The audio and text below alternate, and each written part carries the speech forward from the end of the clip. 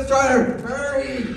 Oh, can we just sit down and rest? Rest! When an escaped rhinoceros is trying to eat us up! But I'm tired. Don't be ridiculous!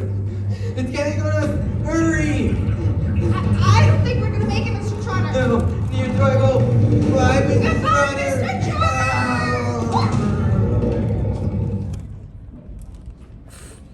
Oh, what a mess.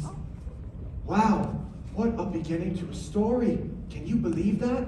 Well, I am sorry to have to start the story with such a terrible event as a mother and father being swallowed up by an escaped rhinoceros, but I just had to tell you. It's because of this event that our story happened. You see, life was great for our hero, James Henry Trotter, until, well, this had happened to his parents. Now, well, James was sent away to live with his two aunts, Aunt Sponge and Aunt Spiker, and I'm sorry to point out, but I must, that they were both very horrible people. Right from the beginning, they started beating poor James for almost no reason at all, and they never referred to him by his real name, rather, you disgusting creature, or you miserable beast, or you filthy nuisance. And they certainly never gave him any toys to play with, or any picture books to look at or read. His room was as bare as a prison cell. They lived, Aunt Sponge, Aunt Spiker, and now James, in a queer ramshackle house on the top of a high hill in the south of England. The hill was so high that from almost any point in the garden, James could look across a marvelous landscape of woods and fields. On a very clear day, if he looked in the right direction, well, he could see, a tiny grey dot far away on the horizon, which was the house that he used to live in with his beloved mother and father. And just beyond that, he could see the sea itself, a bluish-black streak, like a line of ink beneath the rim of the sky. And then there came a morning when something rather peculiar had happened to James. It all started on a blazing hot day in the middle of the summer. Aunt Sponge, Aunt Spiker, and of course James were all out in the garden.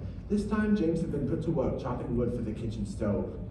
Aunt Sponge and Aunt Spiker, however, were sitting comfortably in deck chairs nearby,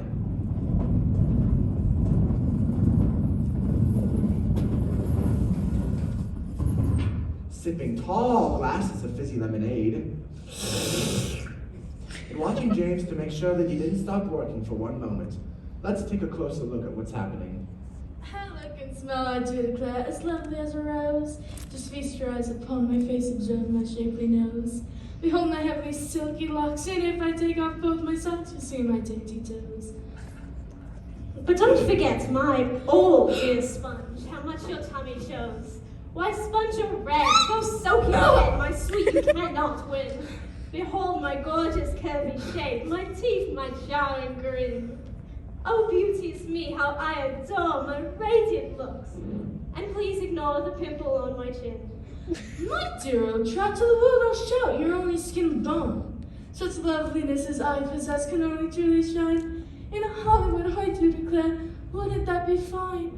I'll capture the nation's heart, so give me all the leading parts and all the stars would resign. I think you'd make, without mistake, a lovely Frankenstein. What's the matter with you? Dearly Spiker, I feel as if I'm going to faint. Stop it immediately and get on with your work, you nasty little beast. Auntie Spiker and Auntie Sponge, can we all please, just for once, go down to the seaside on the bus? Isn't it far and I feel so hot, awful, and lonely? Why, you lazy little beast. Beat him? I certainly will. I shall beat you later on in the day when I don't feel so hot. Now get out of my sight, you disgusting little worm, and do some work. Now it's at this point in our story that the first thing, a rather peculiar thing, had happened to James.